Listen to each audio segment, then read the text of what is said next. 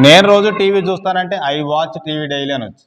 I watch TV daily, I watch TV daily అని చెప్పొచ్చు. I watch TV daily, నేను రోజు టీవీ చూస్తాను, మేము రోజు టీవీ చూస్తాము. వి వాచ్ టీవీ డైలీ, మీరు రోజు టీవీ చూస్తారు. యూ వాచ్ టీవీ డైలీ, వారు రోజు టీవీ చూస్తారు.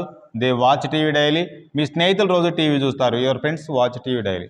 మరి ఇక్కడ అయినట్లయితే అలా అనకూడదు.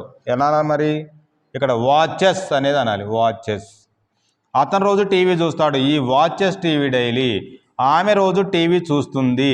షీ వాచెస్ టీవీ డైలీ, అది రోజు టీవీ చూస్తుంది.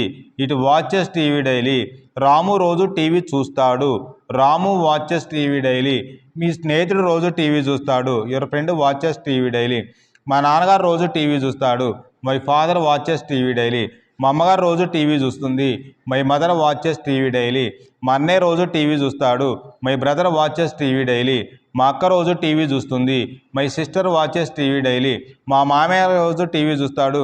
My uncle watches TV daily. మా అత్తమ్మ రోజు టీవీ చూస్తుంది. My aunt watches TV daily. మా తాతగారు రోజు టీవీ చూస్తాడు. My grandfather watches TV daily. మా అమ్మమ్మ రోజు టీవీ చూస్తుంది. My grandmother watches TV daily. దీనికి మరి ప్లూరల్ సబ్జెక్ట్స్కి, సింగులర్ సబ్జెక్ట్స్కి సింపుల్ ప్రజెంట్ టెన్స్లోని తేడాలు మనం గమనించగలగాలి. ఇక్కడైతేనేమో వెర్బ్కి ఎస్ కానీ, ఈఎస్ కానీ, ఐఎస్ కానీ పెట్టే అవసరం ఉండదు, చేయించే అవసరం ఉండదు. కానీ సింగులర్ సబ్జెక్ట్స్ విషయంలో మాత్రానికి కంపల్సరిగా మనము ఈ వ్యక్తులు ఎంటర్ అయిన వెంటనే మనము సబ్జెక్టు తర్వాత వెర్బ్కి ఎస్ కానీ, ఈఎస్ కానీ, ఐఎస్ కానీ చేయించి మాత్రమే మాట్లాడాలి, రాయాలి.